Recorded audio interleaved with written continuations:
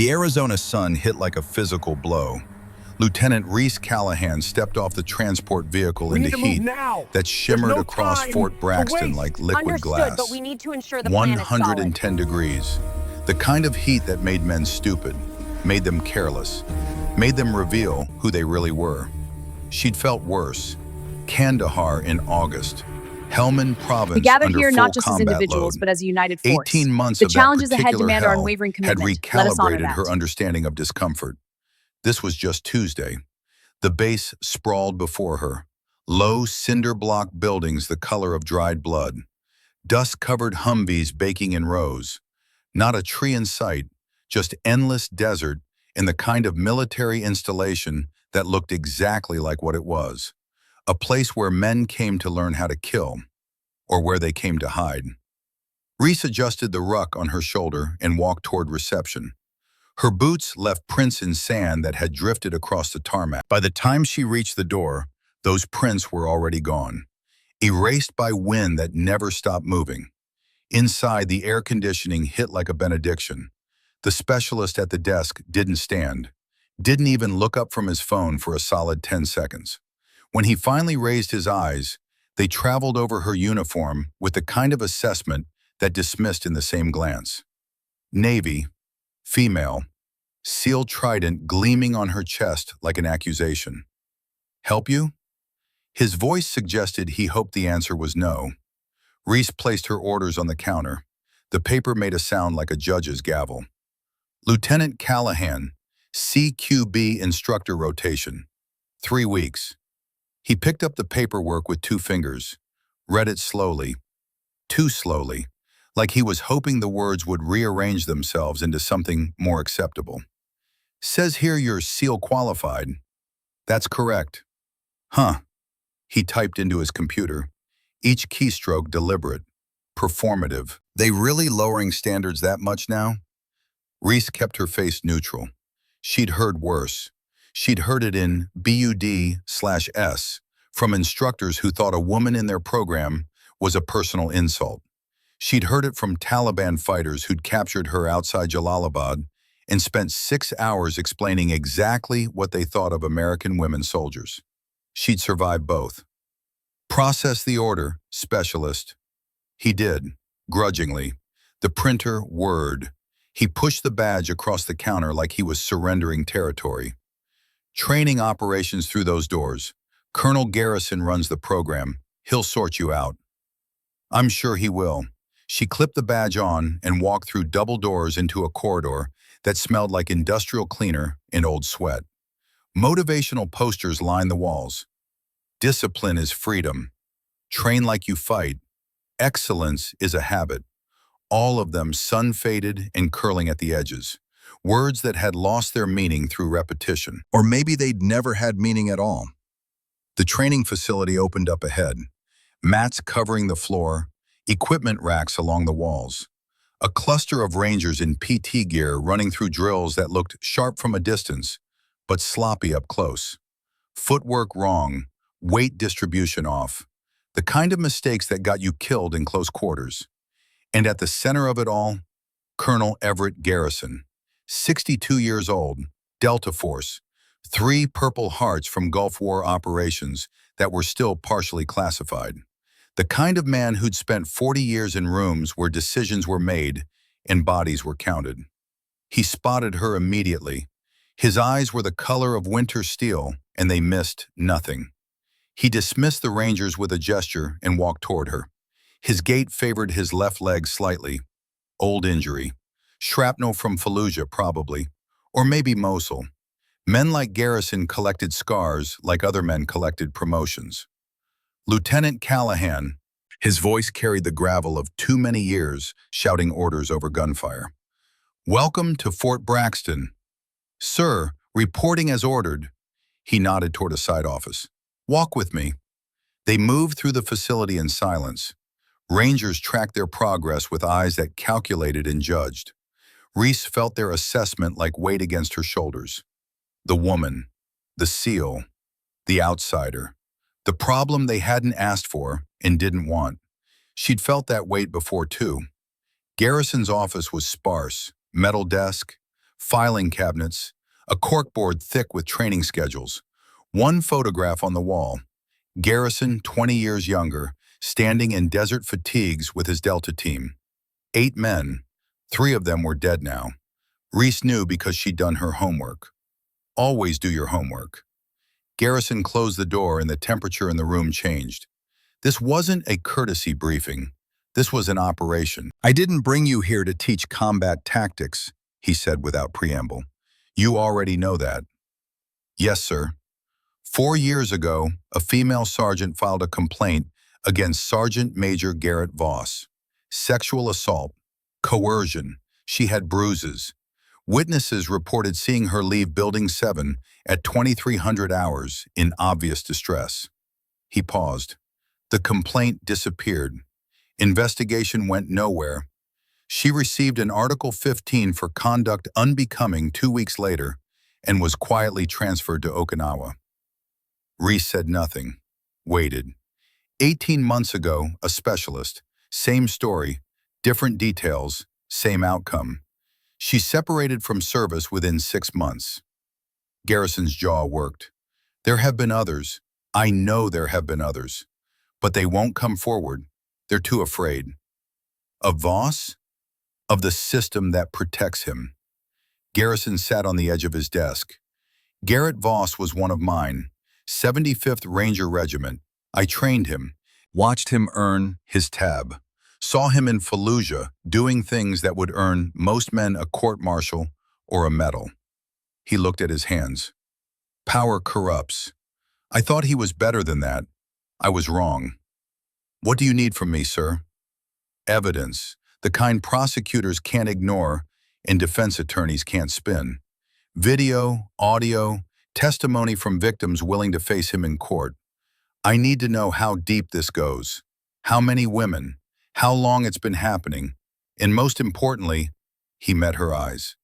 I need someone who can walk into his trap and walk back out with everything we need to bury him. The room settled into silence. Somewhere outside, someone was running cadence. The rhythmic chant of soldiers doing what soldiers do, obeying orders, following the plan, trusting the system. NCIS is involved? Reese asked. Special Agent Sloan Mitchell, former Marine JAG officer. She's been building a case for 2 years, but she's hitting walls. Voss is careful. He manipulates surveillance, controls witnesses, creates plausible deniability at every turn. Garrison pulled a folder from his desk drawer. But he has a pattern. He identifies women who are isolated, new to the base, eager to prove themselves. He uses his position to invite them to advanced training scenarios, Building 7, after hours, always the same room, always the same method. And you want me to be the next invitation. I want you to be the trap he doesn't see coming. Reese took the folder, opened it, photographs, incident reports, medical records with names redacted, 23 women documented, maybe more still hidden. Some had left the service, some were still serving, their silence bought with threats or promises, or the simple calculus of survival. One face stopped her, a specialist, 22 years old, transferred out 8 months ago. The medical report noted bruising consistent with manual strangulation. The investigation concluded it was self-inflicted during a mental health crisis. Self-inflicted. Reese closed the folder. When do I start? Garrison stood. Something in his posture eased. Relief, maybe. Or just the slight unburdening that came from sharing weight that had been carried alone too long. You already have. He's been watching you since you arrived. Your file caught his attention. Female SEAL, combat record, high profile. Exactly the kind of target he prefers. Garrison moved to the window, looked out at the training ground. Women who've earned their place. Women who think they're untouchable.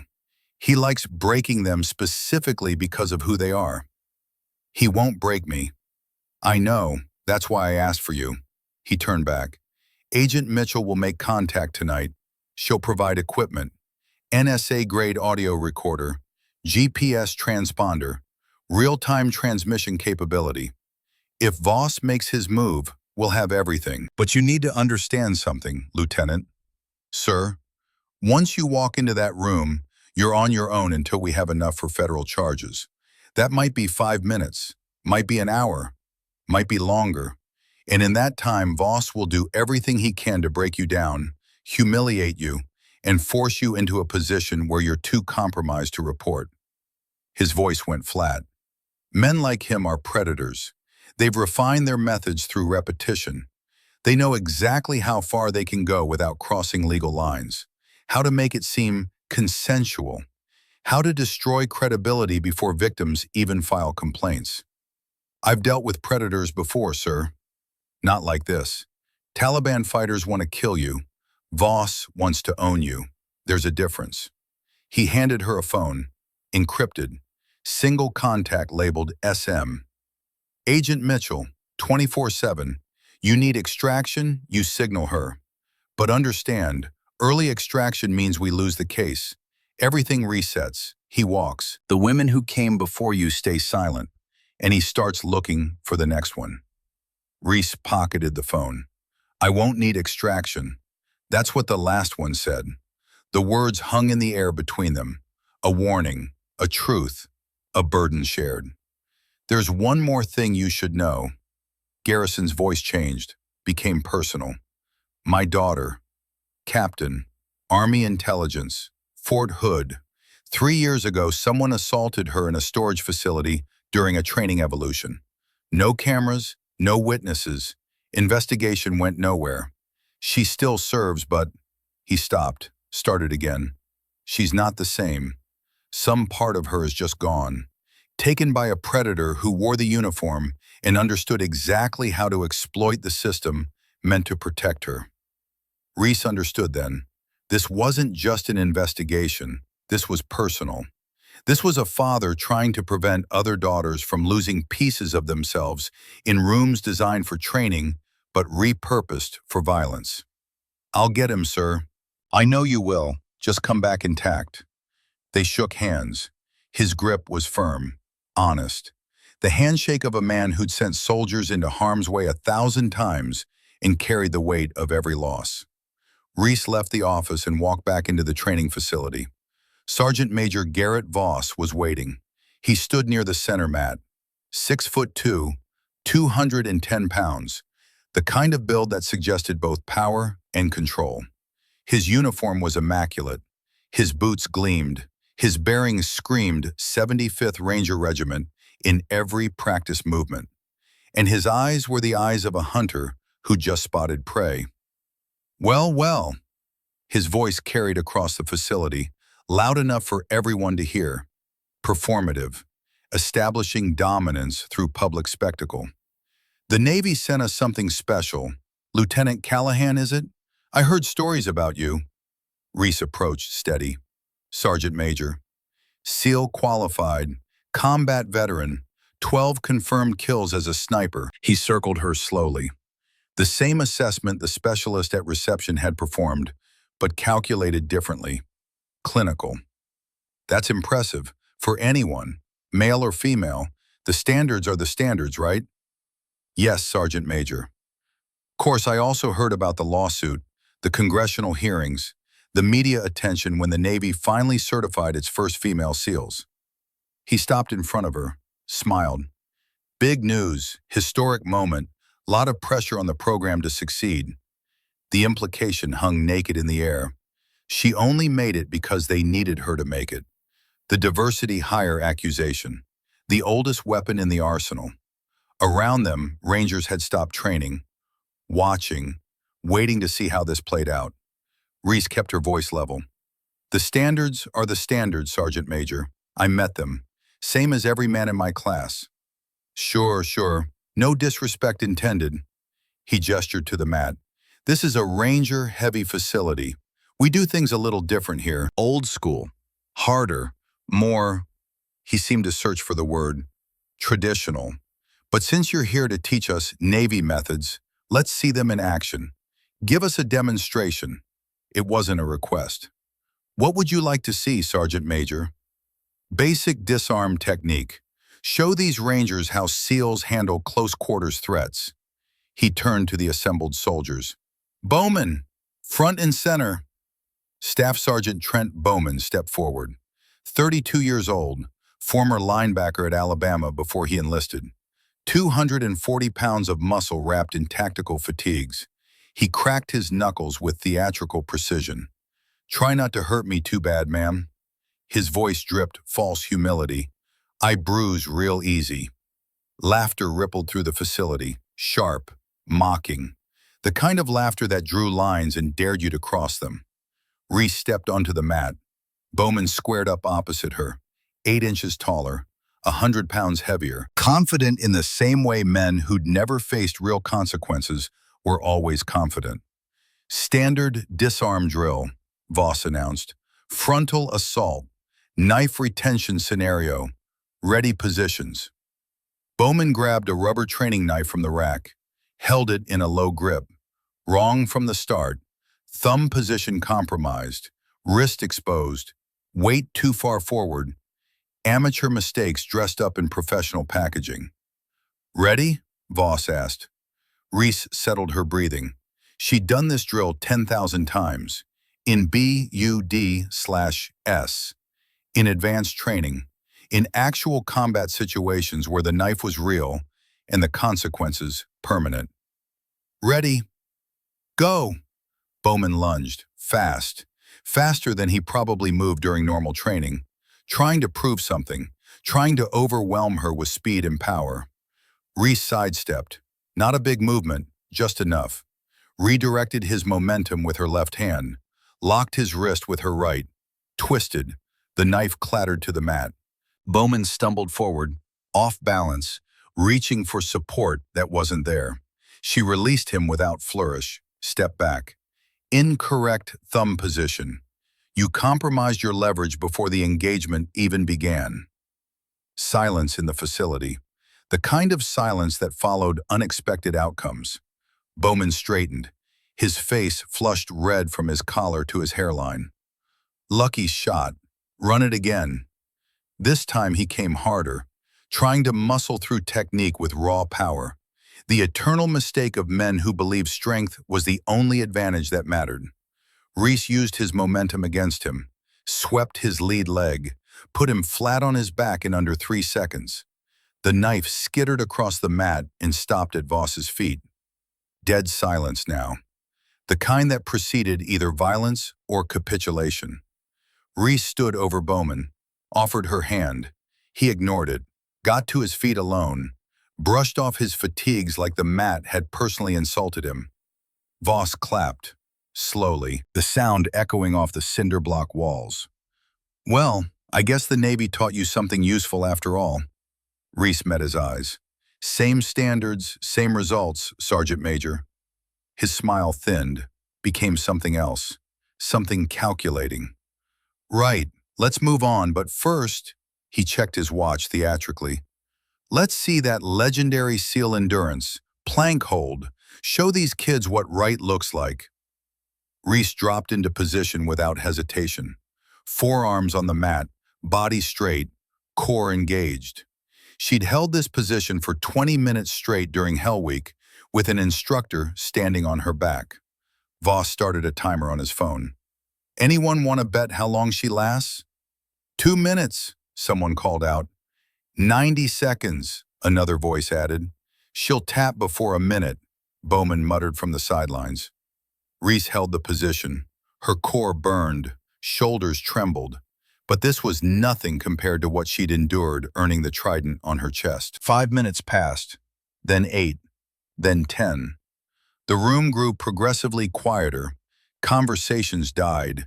Even the skeptics stopped making jokes. At 12 minutes, Sarah's entire body shook. Sweat dripped onto the mat beneath her. But she didn't drop, didn't even adjust her form. Voss finally stopped the timer. All right, point made. Reese stood smoothly, rolled her shoulders, looked at him directly. What's next, Sergeant Major? His jaw tightened visibly. Take 5.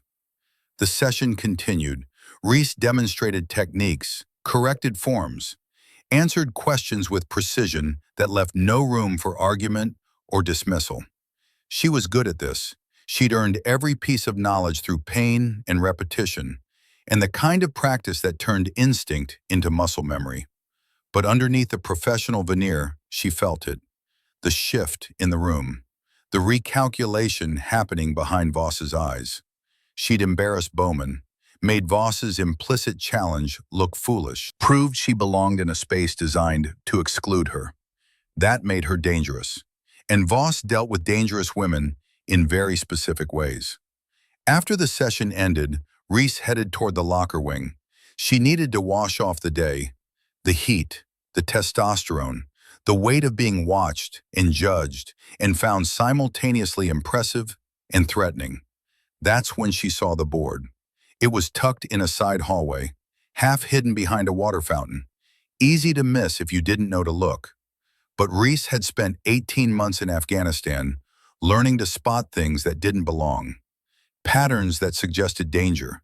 Anomalies that preceded ambushes. This was an anomaly. A corkboard covered in photographs. Some were harmless. Unit barbecues, obstacle courses, promotion ceremonies, the normal documentation of military life. But then there were the others. Photographs of women, junior enlisted mostly, taken from behind, from below, mid-stretch, mid-squat, angles that had nothing to do with training and everything to do with violation.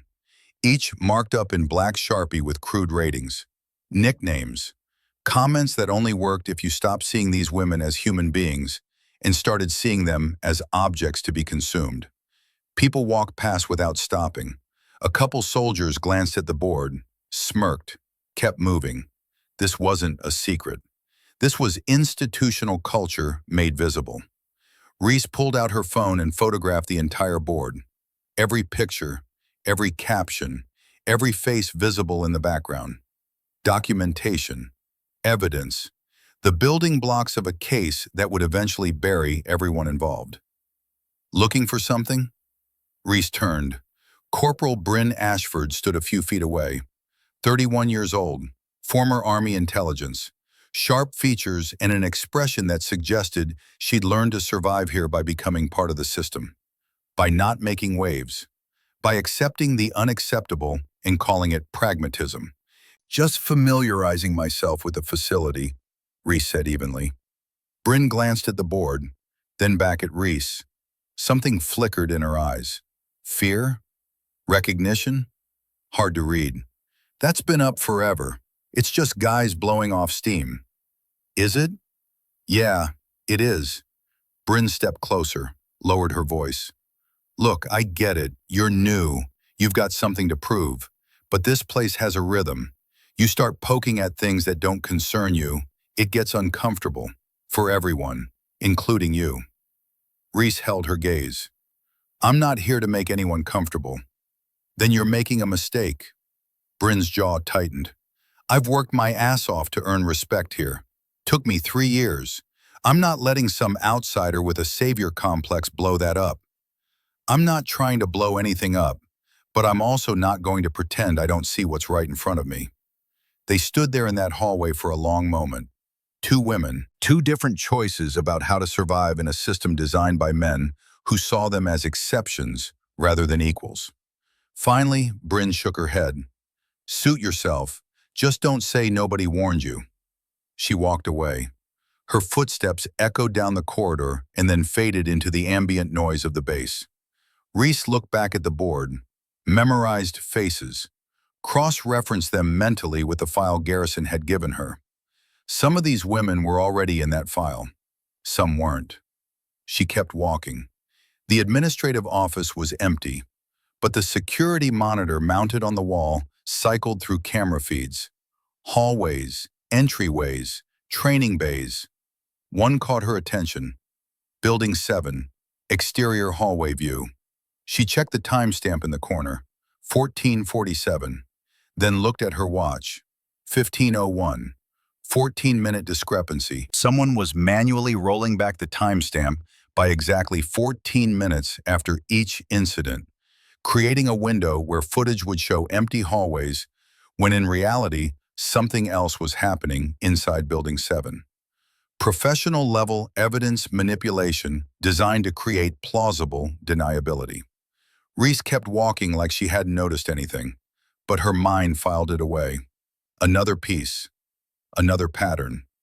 The investigation was already building itself. All she had to do was stay alive long enough to see it through.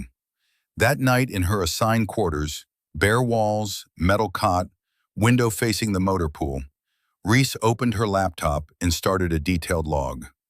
Day 1, observations. Subject Voss establishes dominance through public humiliation attempts.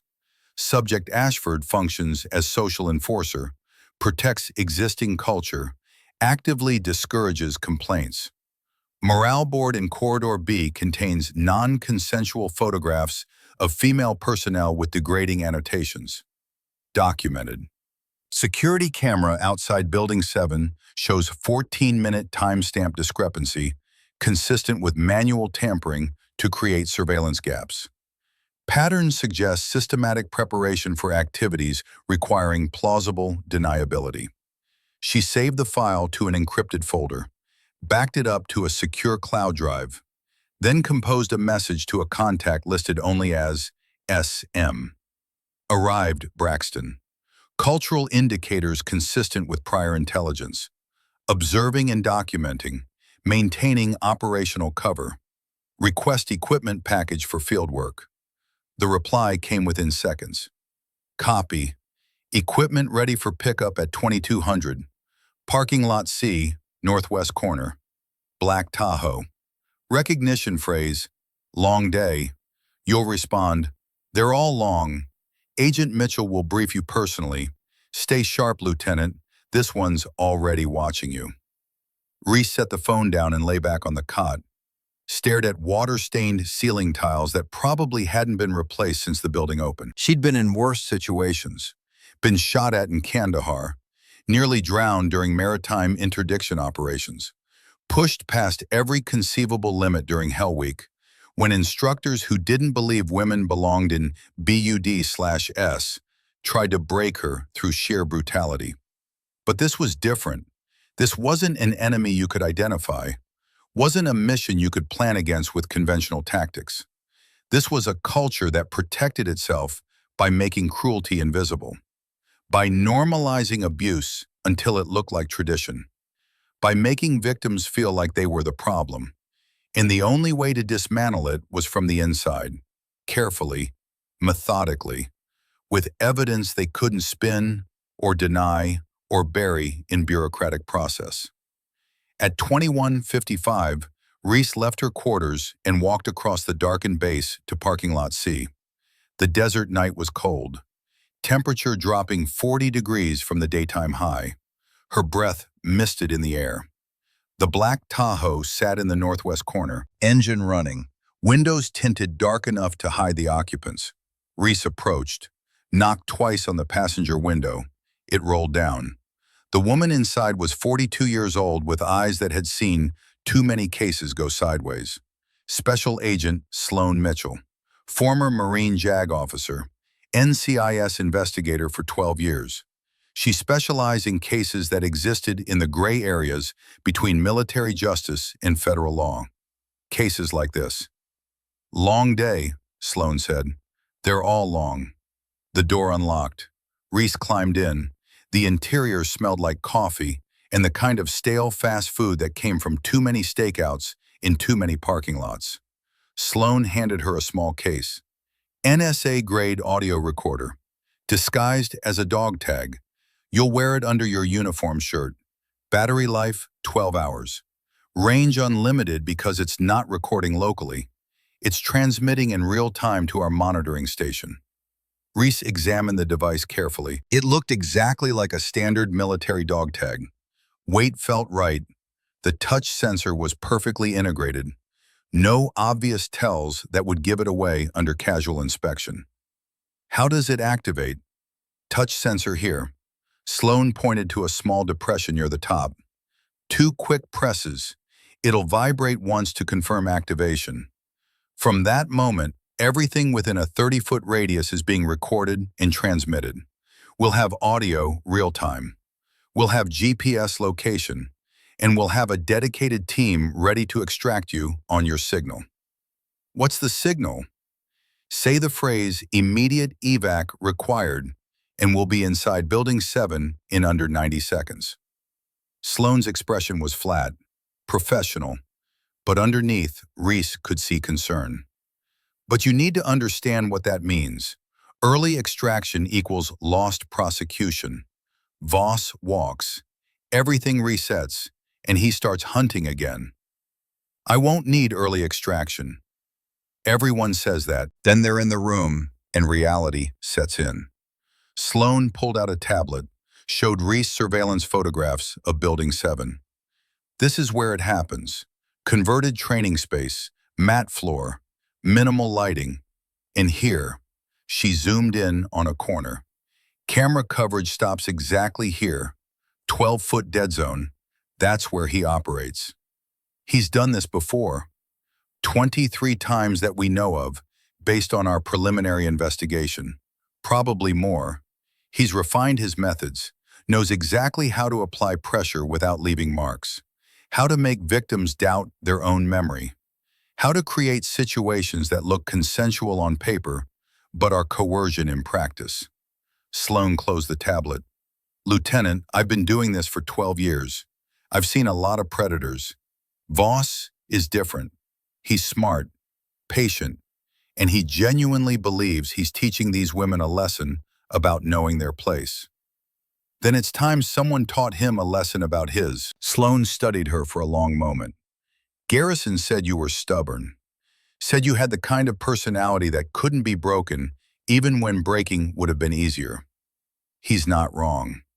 Good, because you're going to need that. She handed Reese the encrypted phone. This is your lifeline, 24/7. I'll be monitoring. The moment you activate that recorder, I'm listening. If things go wrong, if he crosses lines we didn't anticipate, you say the word and we come in loud. Reese pocketed the phone and the dog tag recorder. How long do you think before he makes his move? He's already making it. This afternoon's demonstration was him testing you, seeing how you respond to public challenges, whether you fight back or accept the pecking order. Sloane started the engine. My guess, he'll extend the invitation within 48 hours. Some version of advanced training, optional but strongly encouraged. Building 7, after hours. And when you walk into that room, everything changes. I'm ready. No one's ready for this. Sloane pulled out of the parking lot. But you're as prepared as you can be. Just remember, the goal isn't to survive, it's to make him confess. Everything, the other victims, the system he's built, the methods he's used. We need his words, his admissions, his pride talking him into federal charges. She dropped Reese back at her quarters and drove away into the desert night. Reese went inside, clipped the dog tag around her neck, felt its weight settle against her sternum. A small piece of technology that might save lives or end her career depending on how the next 48 hours played out. She didn't sleep well. Every time she started to drift, she saw faces from Garrison's file. 23 women documented, each one alone when it happened. Each one convinced no one would believe them. Each one carrying damage that would never fully heal. This ended now. The next morning started with another training session. Voss was there, watching, always watching. He assigned Reese to lead drills with junior personnel, mostly men, a handful of women who kept their eyes down and their responses minimal. During a water break, Reese noticed Specialist Holden Quinn near the equipment racks. 26 years old, communications tech. He held his phone at an odd angle, not texting, not checking messages, filming. Reese tracked his line of sight. Private Ivy Brennan, 22 years old, fresh out of AIT. She was bending down to adjust her bootlaces, and Quinn was recording it, zoom-focused, deliberate. Reese walked over casually. Need something, specialist? Quinn jumped, lowered the phone quickly. Nah, just checking the training schedule. Looked like you were recording. Just documentation, standard training footage. His eyes wouldn't meet hers. For what specifically? He shrugged. Records and stuff. You know how it is. Reese glanced at his screen before he could lock it. Caught a folder name. Archive. Restricted access. Do not share. Right, she said slowly. Standard documentation. Quinn pocketed the phone and walked away quickly, shoulders tense, guilty body language screaming what his words denied. Reese made a mental note and added it to the file building in her head. This wasn't just Voss, this was an operation. Multiple participants, established protocols, the kind of systematic abuse that required infrastructure. That afternoon, Voss summoned her to his office. The space was cramped, metal desk, dented filing cabinets, a corkboard thick with training schedules and administrative memos. Photos on the wall, Voss with his Ranger Battalion, Voss receiving his tab, Voss in full combat gear somewhere in Iraq or Afghanistan. The visual mythology of a warrior made physical.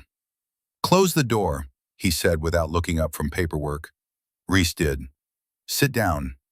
She sat. Voss finally looked at her, leaned back in his chair with studied casualness. You're making people uncomfortable, Callahan. How so, Sergeant Major? You're too rigid. Don't joke around. Don't relax.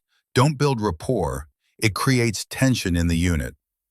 I'm here to teach close quarters combat. That's what I'm doing. Part of teaching is connecting with students, building trust. You keep acting like you're above everyone, and it causes problems. He steepled his fingers. Problems I have to solve. Reese kept her voice level. With all due respect, Sergeant Major, I'm not here to socialize. I'm here to fulfill my assigned duties as an instructor. Voss's eyes narrowed. You know what your problem is? You think that trident on your chest makes you special, makes you untouchable, but it doesn't mean anything. You're a political checkbox, a diversity win for some admiral's promotion packet, and everyone here knows it. The words were designed to wound, to find the pressure point and push until something broke. Reese didn't flinch. Is there anything else, Sergeant Major? He stared at her for a long moment. Then his expression shifted, something calculated sliding into place behind his eyes. Yeah, there is. He leaned forward slightly. There's an optional training session tonight. Building 7, 2100 hours. Advanced SEER scenario for personnel seeking additional qualifications. He paused. It's voluntary, completely voluntary, but if you're serious about proving you belong here, about showing you're not just here for appearances, it would demonstrate commitment. There it was, the invitation, the trap. Reese nodded slowly. I'll be there. Voss's smile widened, but it didn't reach his eyes. Good. Bring your A-game, Lieutenant. We don't modify standards just because someone's wearing a trident. We'll see what you're really made of. Reese stood and left the office. The moment the door closed behind her, her pulse kicked up. Not from fear, from recognition. She'd just been invited into the trap, and she was going to walk straight into it, but not the way they expected. Back in her quarters, Reese opened her laptop and typed a new entry with precise detail. Day 2, 15:45 hours. Voss confrontational in private meeting. Accused me of not fitting in, being a diversity checkbox. Invited to optional SEER session in Building 7 at 2100. Same location with documented camera irregularities. Specialist Quinn observed covertly filming female personnel. Phone contains folder labeled Archive. Assessment. Coordinated setup highly probable. Likely humiliation or coercion scenario designed to compromise, discredit, or create leverage for future manipulation. Proceeding as planned. Evidence collection is primary objective. She pulled the dog tag recorder from her pocket, tested it. 2 quick presses, single vibration. Ready. Then she composed a message to Sloan. Entering Building 7 at 2100. Anticipate confrontation scenario designed to compromise position. If no check-in by 2300, initiate protocol and pull all available surveillance footage. The reply came almost immediately. Negative. Do not enter alone. This is not worth the personal risk. We can build the case another way. Reese stared at the screen, then typed her response. Need them on record with clear intent and verbal admissions. Only way to make federal charges stick and prevent them from claiming misunderstanding or training gone wrong. This is the play. Trust the process. A longer pause this time. Then, audio recorder active at all times. Check in at 2300 sharp. If you miss it by even 1 minute, I'm coming in loud with everything I've got. Do you understand? Understood. We'll check in on time. Reese clipped the dog tag around her neck, contained it where it would be invisible under her uniform shirt, tested the activation sensor again. Everything worked perfectly. She lay back on the cot and closed her eyes, not to sleep, to prepare, to mentally rehearse every possible scenario. Because in just over 3 hours, she was going to walk into a room full of people who thought she was weak, who thought she was a checkbox, who thought they could humiliate her, record it, and use it to destroy her career or silence her forever. They had no idea she'd been documenting their operations since the moment she arrived. They had no idea that every word they were about to say would be recorded in crystal clear audio and transmitted in real time to federal investigators. They had no idea that the woman they were about to corner wasn't a victim. She was a federal witness, and she was about to hand them enough rope to hang themselves. Reese opened her eyes and checked her watch. 1947. 2 hours, 13 minutes until she walked into Building 7. 2 hours, 13 minutes until everything changed. She stood up, put on fresh fatigues, laced her boots tight. The dog tag hung against her chest. Small, unnoticeable, powerful. At 20:58, she left her quarters and walked across the darkened base toward Building 7. The night was cold, stars overhead in configurations that had guided warriors for thousands of years. The air smelled like creosote and diesel fuel, and the particular emptiness of military installations after dark. She reached Building 7 at exactly 20:59, paused outside the door, pressed the dog tag twice, felt the single vibration confirming activation. Somewhere in a monitoring station, Sloan Mitchell was putting on headphones. Garrison was probably there too, listening, ready to deploy, trusting her to do what needed doing. Reese took a breath, not from nerves, from focus. Then she pushed the door open and stepped inside. The door closed behind her, a lock engaged, and 71 minutes of hell began. Building 7 was darker than the main training areas. Half the overhead lights were off, creating pockets of shadow along the walls that seemed to breathe and shift as Reese's eyes adjusted. The mats looked freshly cleaned.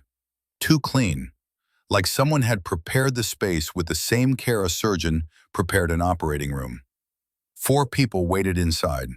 Sergeant Major Garrett Voss stood near the center, arms crossed, face set in an expression that suggested this was just another training evolution, just another night at work, nothing to see here. Staff Sergeant Trent Bowman leaned against the far wall, blocking the only exit. His posture was casual, but his positioning was deliberate. 6 feet back from the door, close enough to intercept, far enough to create the illusion of choice. Specialist Holden Quinn sat on a bench with his phone already in hand, screen glowing in the dim light. Not texting, not checking messages, recording. The red light blinked once, twice, documenting what came next. And Corporal Bryn Ashford stood in the corner, arms still crossed, expression unreadable. The woman who'd warned Reese not to make waves, who'd survived here by becoming part of the machinery, who knew exactly what was about to happen because she'd seen it 23 times before, maybe more. Reese stepped inside and heard the second sound, heavier, metallic, a lock engaging. Safety protocol, Bowman said from behind her. His voice carried false reasonableness. Can't have trainees wandering in during advanced scenarios. Liability issues. Reese turned slowly, mapping positions. Bowman at the door, 6 feet back. Quinn, 10 feet to her right, phone raised. Ashford, 12 feet to her left, still motionless. Voss directly ahead, 8 feet. Close enough to control the space. Far enough to maintain the pretense of professional distance. For now. What's the scenario, Sergeant Major? Reese kept her voice even. Neutral. Just another soldier asking about training parameters. Voss smiled. Stress test. We need to see how you handle high-pressure situations. Real combat isn't clean, Lieutenant. It's messy, confusing. Sometimes you don't know who's on your side until it's too late. Understood. What are the parameters? You'll know them when we start. He nodded toward Quinn. Recording for evaluation purposes. Standard procedure. Quinn held up his phone. Rolling. Good, Reese thought. They were documenting themselves, building the prosecution's case from the inside. But the dog tag against her chest was the real insurance. Real-time transmission to Sloan Mitchell. Every word, every sound, everything. Here's the thing, Callahan. Voss took a step forward. His boots made no sound on the mat. We've had a lot of so-called special operators come through here. Most of them talk a big game. But when things get real, when it's not a controlled environment with safety nets and lawyers and oversight committees watching, they fold. I don't fold, Sergeant Major. We'll see. Another step. Because this isn't about techniques or drills or checking boxes on some training manifest. This is about whether you can handle what actually happens in the field. The chaos, the uncertainty, the moments when protocol goes out the window and you're left with nothing but who you really are. Reese kept her hands loose at her sides, ready. I've been in the field, Sergeant Major. 2 combat tours, 47 missions. I know what chaos looks like. Bowman laughed from behind her, sharp, mocking. Bet you had a whole team babysitting you, though, making sure the diversity hire didn't get hurt, making sure the Navy's precious experiment didn't fail where everyone could see it. Reese didn't turn around, didn't give him the satisfaction of a reaction. I was a combat medic on half those missions, pulled 3 wounded operators out of a kill zone in Kandahar while taking fire from 2 positions. Want to see the commendation? Anyone can get a medal, Voss said. His voice dropped lower, more intimate, more dangerous. Doesn't mean you earned it. Doesn't mean it was given for the right reasons. Sometimes medals are just political currency, ways to justify decisions that should never have been made. Then test me properly, standard scenario, standard rules. Voss's smile widened. This is the test, Lieutenant, and the rules are simple. You do exactly what we tell you. You say exactly what we tell you to say. And if you cooperate, you walk out of here with your certification, and we all move on. Simple. There it was, the setup starting to reveal itself, the trap opening its jaws. And if I don't cooperate? Then things get complicated. Voss glanced at Quinn. Make sure you're getting this. All of it. Quinn adjusted his angle. Got it, Sergeant Major. Ashford shifted her weight but said nothing. Her eyes met Reese's for a fraction of a second. Something flickered there. Guilt? Fear? Warning? Hard to read in the shadows. Voss took another step, now within arm's reach, close enough that Reese could smell his cologne. Something expensive. Something meant to project success in authority. Here's what's going to happen. His voice was almost gentle now, almost reasonable. You're going to look at that camera and admit that you're not qualified to be here, that you only made it through SEAL training because the Navy needed a headline, that you're in over your head, that you understand now what real soldiers knew all along.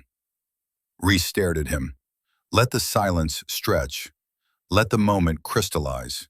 Then she said one word. No. Voss tilted his head slightly. No? No, Sergeant Major. See, that's the wrong answer. He moved faster than she expected. His hands shot out to grab her shoulder.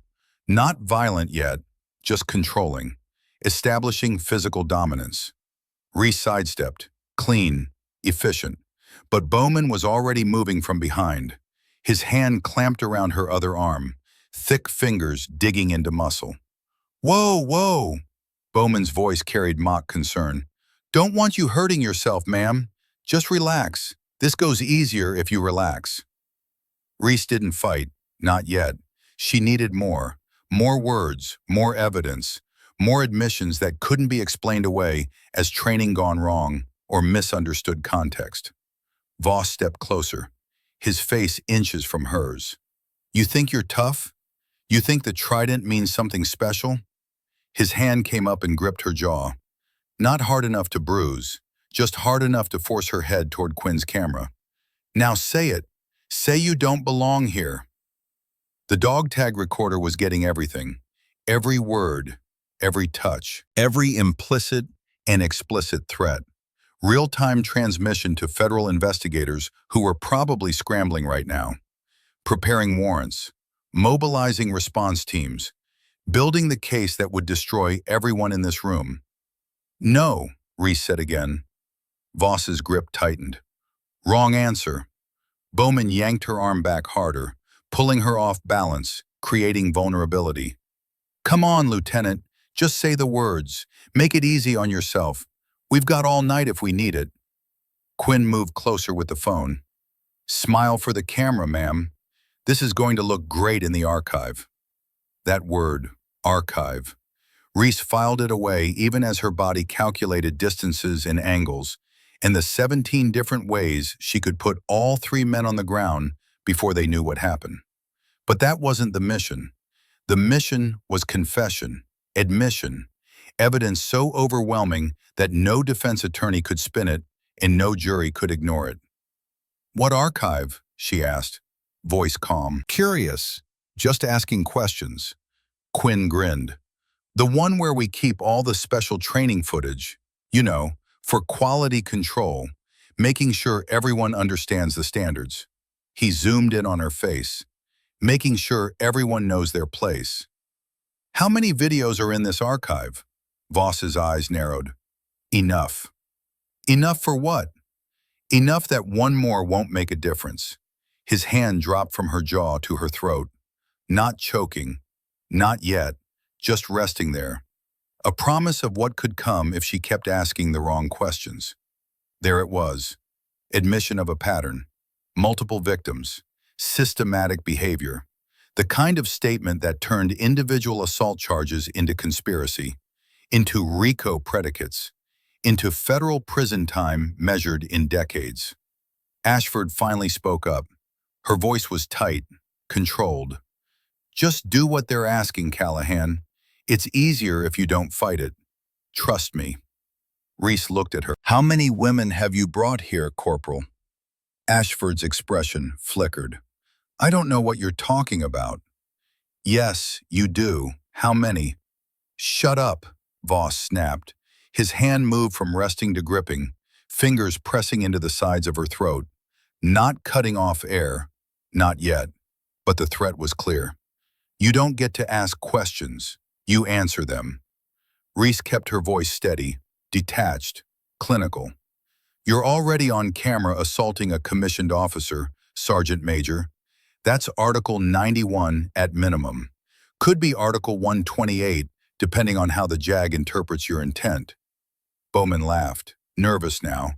"Nah, this is just training. Things get physical in training. Everyone knows that, especially when the trainee isn't cooperating with the scenario. Especially when the camera timestamps are manipulated," Reese said calmly. "Like the hallway camera outside this building. 14-minute discrepancy. Someone's been manually adjusting it, creating gaps in surveillance coverage.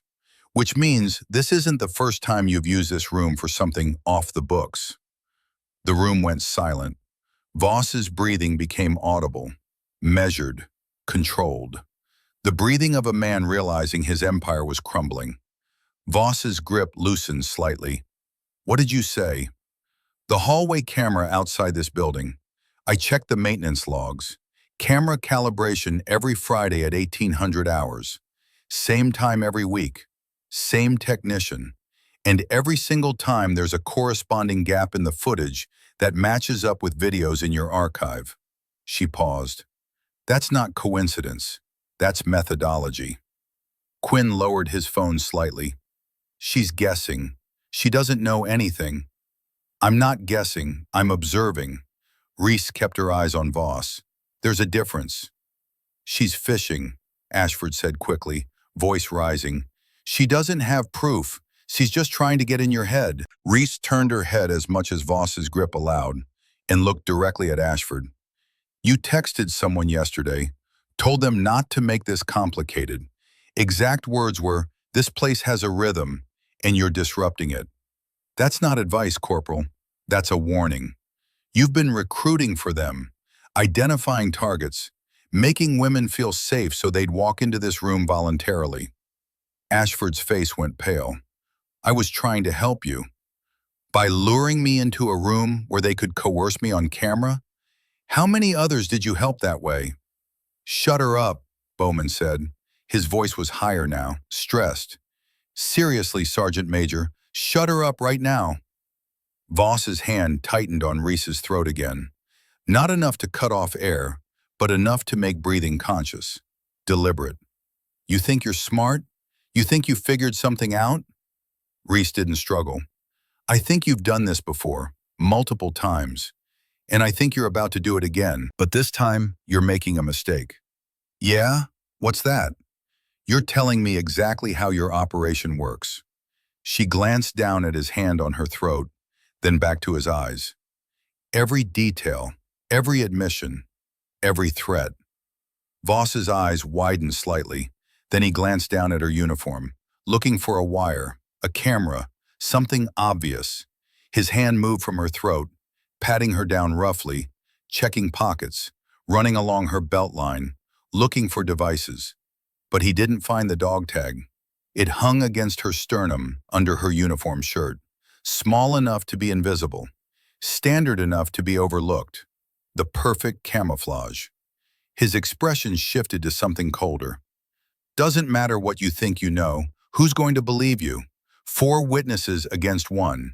And we've got the video to prove you came in here looking for special treatment, looking for shortcuts, looking for validation you didn't earn.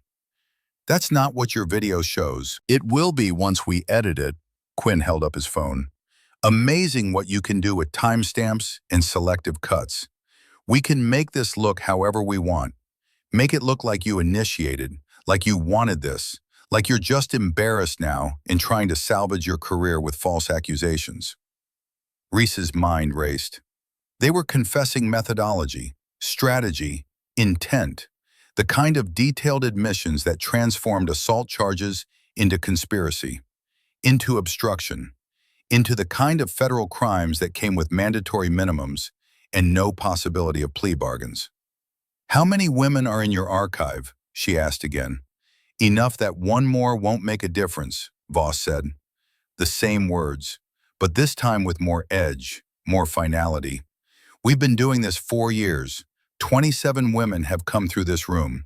Some learned their lesson, some didn't. You're just number 28. There it was. Timeline, victim count, admission of sustained criminal enterprise. Everything prosecutors needed wrapped in Voss's own arrogant confession. Bowman shifted his grip on her arm.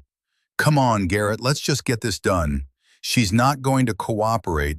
We've wasted enough time. She will. Voss leaned in closer. His breath was hot against her face. Because if she doesn't, we don't just ruin her career. We make sure every single person she ever serves with knows she couldn't hack it, that she quit, that she cried, that she begged. I don't beg, Sergeant Major. Everyone begs eventually. His free hand moved to his belt, pulled something out.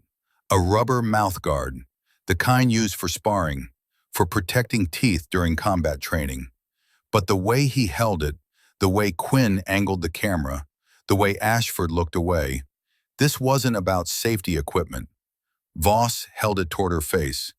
Put this in your mouth. Now. Reese's stomach turned, but her mind stayed razor sharp. This was the line. The moment where coercion became something darker. Something that would play very differently in a courtroom when prosecutors showed the footage to a jury. No. Do it or we make this worse. Worse how, Sergeant Major? Voss's smile was ugly. You really want to find out? Bowman twisted her arm harder. Pain shot up to her shoulder. Just do it, Lieutenant. Say a few words. Bite down on this for the camera.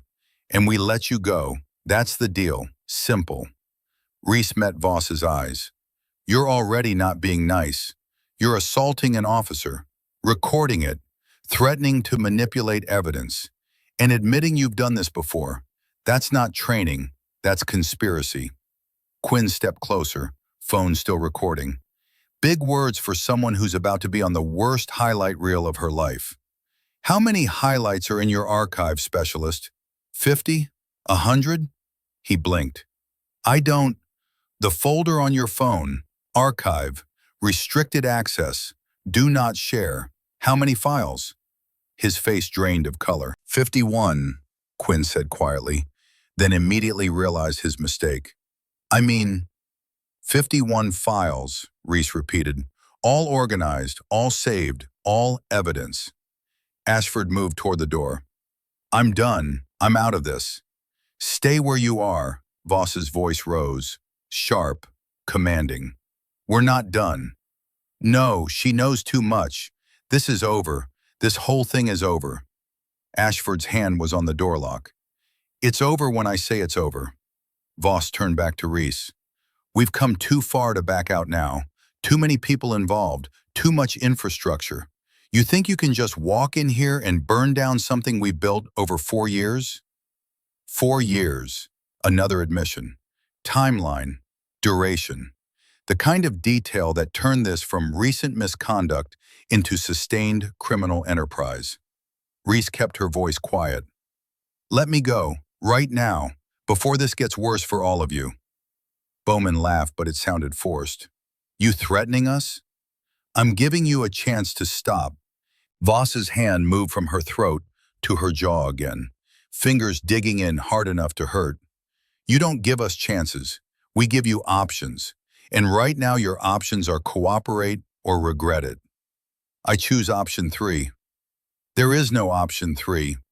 Reese's voice went cold, flat. Yes, there is. It's called evidence. Voss froze. What? I've been recording since the moment I walked in. The room went dead silent, the kind of silence that preceded either violence or total collapse. Quinn lowered his phone slowly. She's bluffing. Am I? Reese kept her eyes on Voss. You grabbed my throat. Bowman grabbed my arm. You threatened to ruin my career. Quinn admitted to an archive of 51 videos. Ashford admitted to recruiting women. You said one more won't make a difference, and 27 women have come through this room. All of it recorded, all of it admissible. Voss's face went white, then red. Where? Where's the device? Doesn't matter. It's already uploading to a secure server. Even if you destroy it now, the backup's gone live. Everything you've said in the last, she glanced at her watch, 48 minutes is in federal custody. That's impossible. There's no recording. But his hand dropped from her jaw. Test me. Find it. Voss stepped back. Search her now. Find the device. Bowman started patting her down roughly, checking pockets again, running his hands along her belt, her boots, looking for anything electronic, anything recordable. He wouldn't find it. The dog tag looked exactly like every other dog tag, felt like every other dog tag. Even if he touched it directly, he'd dismiss it as standard issue. Nothing, Bowman said after a moment, breathing hard. I'm telling you there's nothing. Check again. I am checking. There's nothing here. Voss stepped back further. His face was a mask of confusion and rising panic. You walked in here alone. No backup. No devices. You're just trying to scare us. Reese smiled thinly. Then you've got nothing to worry about, Sergeant Major. So why do you look scared? His hand twitched toward her again, then stopped. Because he wasn't sure anymore. And uncertainty was leverage. Uncertainty was the crack in the foundation that brought down buildings. At that moment, Reese's earpiece crackled. Garrison's voice came through, urgent. "Lieutenant, that's an order. We have enough for conspiracy charges. Extract now." Reese's lips barely moved, subvocal. Only the microphone would catch it. "Negative, sir. They haven't specified methods. Haven't named the other victims. We need the full operation documented or they'll claim this was an isolated incident." "Reese, trust me, sir. 5 more minutes." A long pause, then Garrison's voice, heavy with resignation. 5 minutes, not 1 second more. If he escalates beyond verbal, we're coming in whether you signal or not. Reese's hand trembled slightly, not from fear, from the weight of knowing she was gambling with her safety for evidence that might save dozens of future victims. Voss noticed the tremor, mistook it for weakness. "Finally breaking, aren't you?" "No, Sergeant Major." Reese's voice was steel. "Just calculating how many years you're about to serve." "Let me go," Reese said, calm, authoritative. "Unlock the door and we all walk away from this." "Or what?" "Or I file a formal complaint with NCIS, with audio evidence, with testimony, with your own words admitting to a pattern of abuse and evidence manipulation spanning 4 years and involving at least 27 victims based on your own statements in the last 52 minutes. Ashford moved to the door and started unlocking it. "I'm out. Do whatever you want. I'm not going to prison for this." "Bryn," Voss's voice was sharp, "don't you dare." "I'm not going to prison for your power trip." She yanked the door open. Cold air rushed in from outside. "You're on your own, Garrett." She disappeared into the darkness. Bowman released Reese's arm and stepped back. "This is insane. We're screwed. If she's recording, we're completely screwed." "Shut up." "No, you said this was safe. You said the cameras were handled. You said no one would believe them even if they reported." Bowman pointed at Reese. "If she's got audio, we're done. I'm done. I'm not going down for your operation." He followed Ashford out into the night. That left Reese, Voss, and Quinn. Voss stared at her, jaw working, hands clenching and unclenching. A man watching his empire crumble in real time. "You just destroyed your career." "No, Sergeant Major, I documented yours." Quinn set his phone down on the bench. His hands were shaking. I was just doing what I was told. I didn't know it was illegal. I thought it was sanctioned. I thought." "You filmed it. You kept the archive. You're complicit." Reese's voice was matter-of-fact. "Every video, every victim, every moment you knew it was wrong and did it anyway. I'll delete everything right now. All of it. Every file. Every backup. I'll wipe it clean." Reese shook her head. "Too late. Federal investigators are already pulling cloud backups. Your phone is evidence now. Everything on it." "I don't believe you." But Voss's voice cracked. "Am I?" Reese walked toward the door, slowly. Neither man moved to stop her. "Here's what happens next. I walk out of here. I check in with my contact at NCIS. And then you get a choice. You cooperate fully, hand over every device, every file, every name, or you go down fighting and take maximum charges." Voss's hands clenched into fists. "I'll bury you. You have no idea who you're dealing with. I have connections. I have friends in—" "You have nothing." Reese reached the doorway and paused. "Because I came prepared. You didn't. And the difference between us is simple. I fight for something bigger than myself. You fight to protect your own ego." She stepped into the hallway. Behind her, she heard Quinn say quietly, "We're done, man. We're completely done." Voss didn't answer. Reese walked back toward her quarters. Her heart was pounding now that the immediate threat had passed. Adrenaline flooding her system, hands trembling slightly. The physiological aftermath of 56 minutes under controlled stress. She pulled out the encrypted phone and sent a message to Sloan. Exiting Building 7. Full audio recorded. Multiple admissions of pattern behavior involving 27 confirmed victims. Evidence manipulation, conspiracy, need immediate extraction and evidence preservation. The reply came instantly.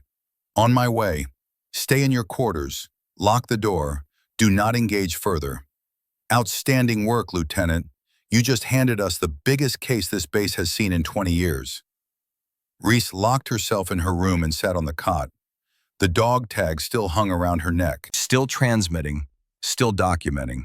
She pressed it twice to deactivate. Single vibration. Recording stopped. She'd walked into the trap, but she'd turned it inside out. And now the real investigation could begin. 20 minutes later, headlights swept across her window. Multiple vehicles, moving fast. She heard boots on pavement, voices calling out orders. The organized chaos of a federal operation going active. She opened her door. Colonel Garrison stood there with Sloan Mitchell.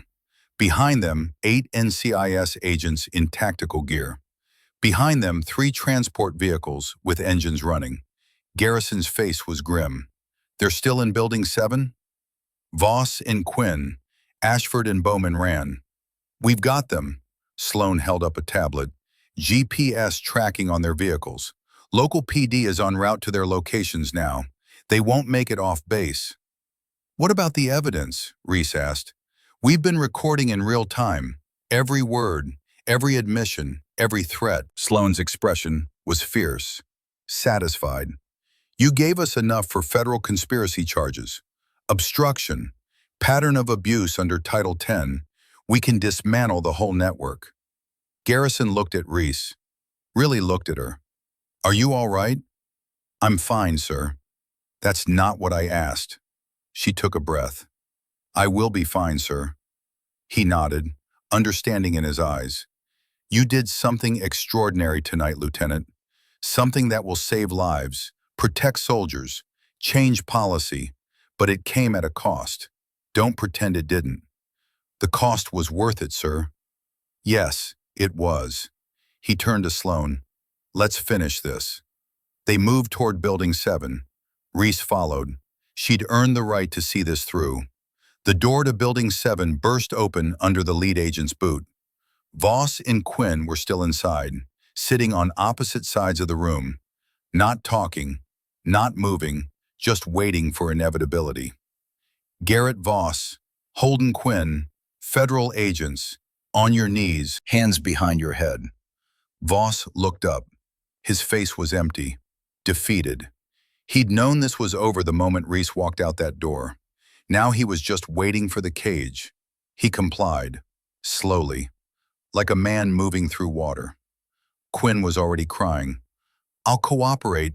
I'll tell you everything. I'll give you everything.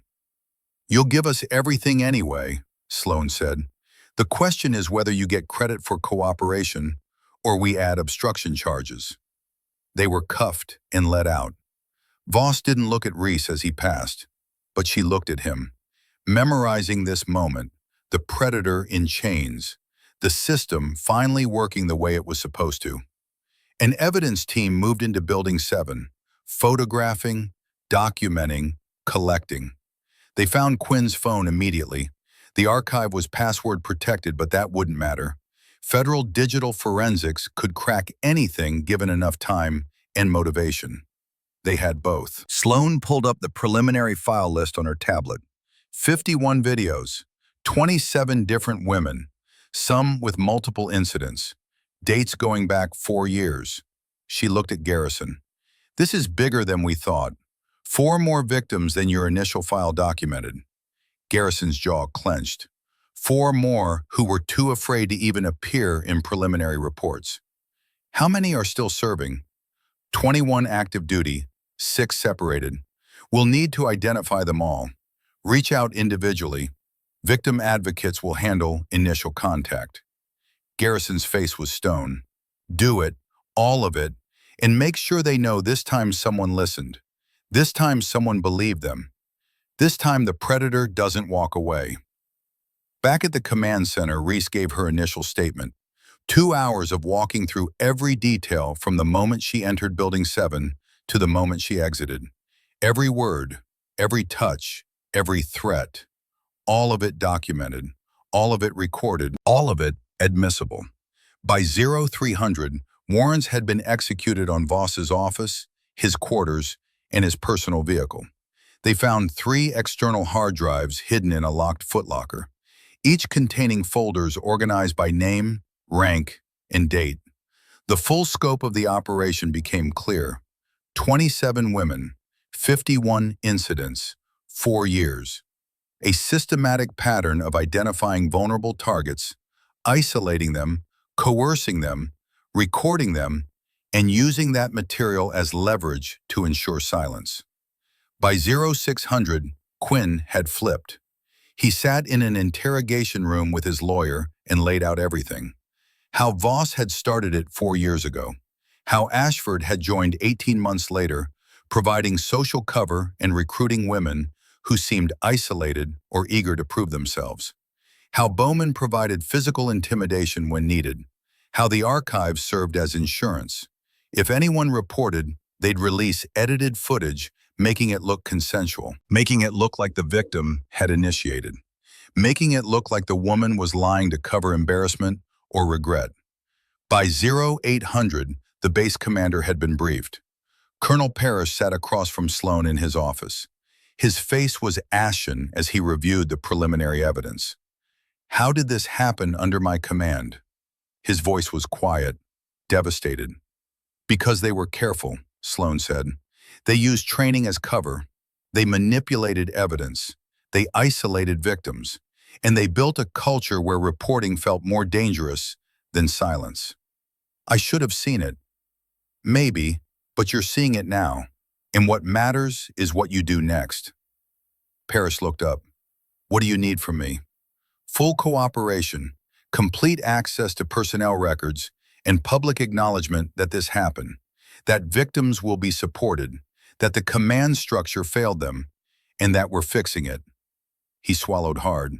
You'll have it, all of it. By 1000 hours, Voss was in federal custody. 2 agents walked him out of his quarters in handcuffs while dozens of personnel watched from windows and doorways. He kept his head down, jaw clenched, refusing to make eye contact with anyone. Bowman was arrested pulling onto Interstate 10, trying to run, trying to disappear into America's highway system. State troopers boxed him in and pulled him out at gunpoint. Ashford turned herself in at 1300 with a lawyer already present. She sat in the interrogation room with her arms wrapped around herself, looking smaller than she had in Building 7. I want to cooperate, she said immediately. I'll tell you everything. Sloan sat across from her, expression neutral. Start with how you got involved. Ashford took a shaky breath. Voss approached me 2 years ago, said he needed someone who could connect with younger female personnel, make them feel comfortable. He framed it as mentorship, as helping other women navigate a male-dominated environment. And you believe that? At first, yes. I thought I was helping, providing guidance. Her voice cracked. But then he started asking me to bring specific women to Building 7 for what he called advanced evaluations. Said it was about stress testing, seeing who could handle real pressure, who could be trusted in actual combat situations. When did you realize it wasn't legitimate? The 4th time. I walked in early and saw what they were doing, how they were talking to her, how Quinn was filming, the angle of the camera, the things Voss was saying. Tears started falling. I knew then it was wrong. But you didn't report it. No. Why not? She looked down at her hands. Because Voss told me I was already complicit, that if I reported it, I'd go down too, that I'd lose my career, my reputation, everything I'd worked for. He said the only way to survive was to keep playing along, to keep helping, to keep recruiting.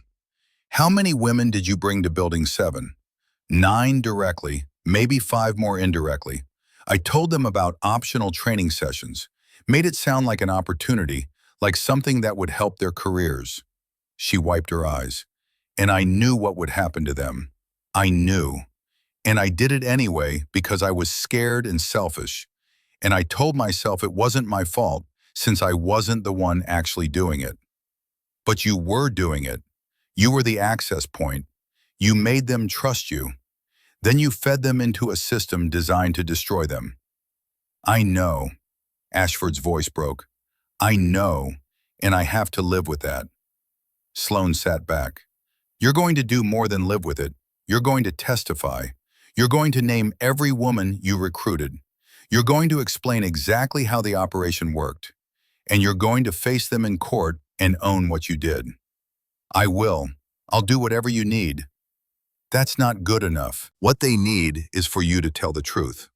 Not a sanitized version, not a self-serving narrative. The actual truth about how you enabled abuse, because it was easier than standing up. Ashford nodded, tears streaming down her face now. Okay, yes, I'll tell the truth. By 1600 hours, the story had spread across the entire base.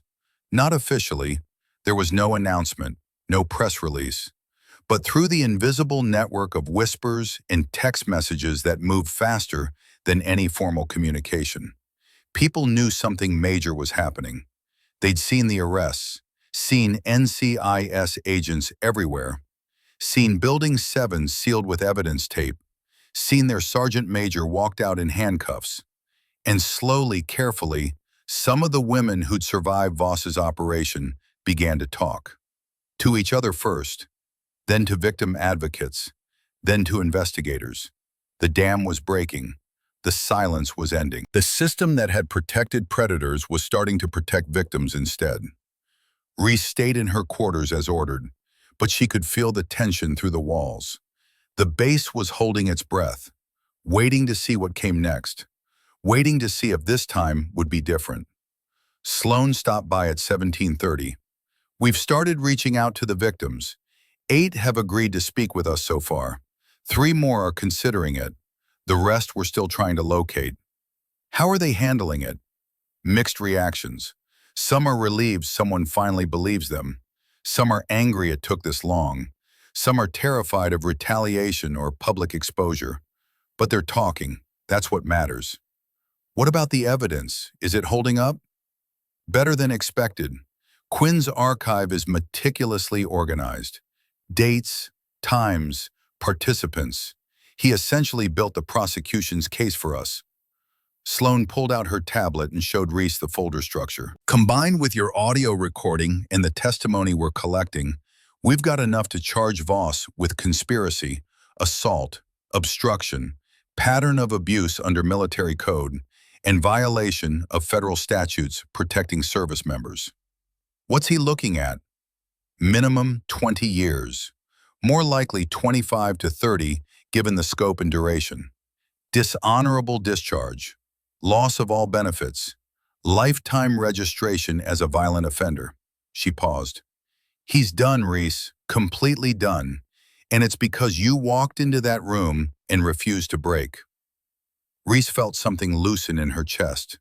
Not satisfaction exactly, just the knowledge that the system was finally working the way it was supposed to. What about the base? She asked. The culture that let this happen. That's the harder fix. We can prosecute individuals, but changing institutional culture takes time and sustained effort. The base commander is implementing new reporting protocols, independent oversight, mandatory training. Sloan closed the tablet. But the real change comes from people like you refusing to accept the status quo, refusing to let predators operate with impunity. People like me shouldn't have to walk into traps with hidden recorders to make the system work. You're right, they shouldn't. But until the system fixes itself, people like you are the only thing standing between predators and victims. She stood to leave. Get some rest, Lieutenant. Tomorrow starts the hard part, the part where we build a case so solid no defense attorney can crack it and no jury can ignore it. After she left, Reese lay on the cot and closed her eyes. But she didn't sleep. She kept seeing faces from Garrison's file. 27 women, each one alone when it happened, each one convinced no one would believe them, each one carrying damage that would never fully heal. But now they knew. They knew someone had believed them. Someone had fought for them. Someone had walked into hell and come back with evidence strong enough to destroy their abusers. That had to mean something. That had to change something. And as exhaustion finally pulled her under, Reese's last thought was simple. This was just the beginning. The predators were caught. Now came justice. Now came healing. Now came the long work of making sure this never happened again. 5 weeks after Building 7, Reese Callahan stood in a federal courtroom in Phoenix, wearing her dress uniform with the trident gleaming on her chest. The preliminary hearing had drawn media from across the country. Reporters packed the gallery, cameras lined up outside the courthouse in configurations that looked almost military. Satellite trucks from every major network. This wasn't just a military case anymore. This was national news. The courtroom itself was older, built in the 1970s when federal architecture still believed in gravitas. High ceilings, dark wood paneling, the seal of the United States mounted behind the judge's bench, like a promise that justice still meant something. Sergeant Major Garrett Voss sat at the defense table in civilian clothes. Gray suit, white shirt, blue tie. The uniform of a man trying to look respectable, trying to reclaim authority through clothing since he'd lost it through action. His lawyer whispered urgently in his ear, a public defender who looked exhausted before the hearing even started. The prosecutor was Captain Janet Reeves, 48 years old, Army JAG, 22 years of putting bad soldiers in prison. She had the kind of sharp eyes that missed nothing, and the kind of reputation that made defense attorneys request continuances just to delay facing her. She stood and addressed the judge. Your Honor, the government is prepared to present evidence of a sustained conspiracy to assault, coerce, and intimidate female service members over a period of 4 years. The evidence includes audio recordings, video files, digital communications, and testimony from 27 identified victims, 15 of whom are prepared to testify in open court. The defense attorney shot to his feet. Your Honor, my client maintains his innocence. The so-called evidence was obtained through entrapment. Lieutenant Callahan deliberately provoked a confrontation and recorded it without my client's consent or knowledge. This is a clear violation of... Captain Reeves didn't miss a beat. Lieutenant Callahan was invited to a training scenario by the defendant. She accepted that invitation. The defendant then proceeded to assault her, threaten her, and admit on recording to maintaining an archive of similar incidents spanning 4 years and involving at least 27 victims based on his own unprompted statements. There was no entrapment. There was documentation of an ongoing criminal enterprise. The judge was a woman named Patricia Harmon, 64 years old, 20 years on the federal bench. She'd been appointed by a Republican president and confirmed by a Democratic Senate back when such things were still possible. She looked at the defense attorney over reading glasses that had seen 1,000 bad arguments. Counselor, are you arguing that your client's own words, freely given during what he believed was a sanctioned training scenario, admitting to a pattern of criminal behavior spanning 4 years, should be inadmissible because he didn't know he was being recorded? That's exactly what I'm arguing, Your Honor. Arizona is a two-party consent state. The recording violates... Arizona is a one-party consent state, Counselor, and Lieutenant Callahan was party to the conversation. The recording is admissible under both state and federal law. Motion denied. Judge Harmon looked at Captain Reeves. Call your first witness. The government calls Lieutenant Reese Callahan. Reese stood and walked to the witness stand. Her boots made solid sounds on the marble floor.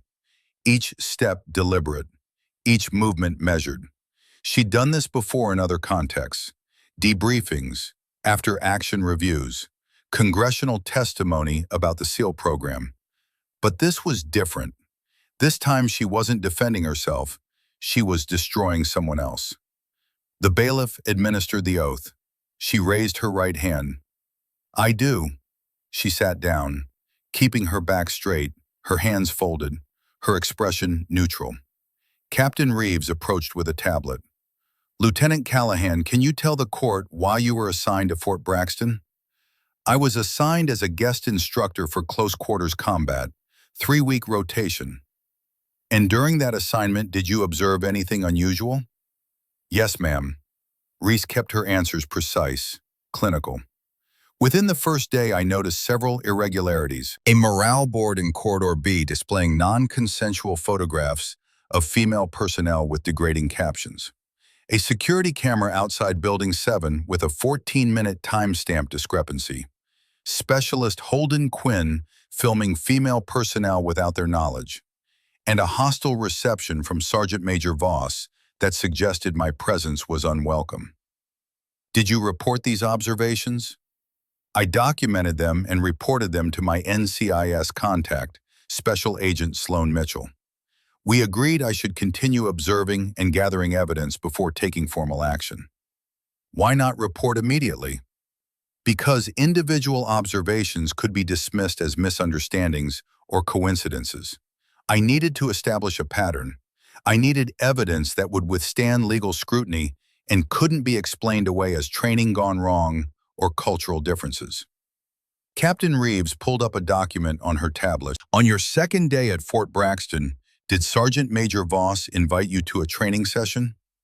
Yes, ma'am. He called it an optional advanced SEER scenario. Building 7, 2100 hours. Did you attend? I did. Why, if you suspected it might be a setup? Reese met the prosecutor's eyes. Because I needed them on record. I needed clear evidence of intent, methodology, and conspiracy. Suspicions don't hold up in court, ma'am. Recorded confessions do. Captain Reeves played the audio file. The courtroom went silent as Voss's voice filled the space. Clear, unmistakable, damning. You do exactly what we tell you. You say exactly what we tell you to say. And if you cooperate, you walk out of here with your certification and we all move on. Then Reese's voice, steady and calm. And if I don't cooperate?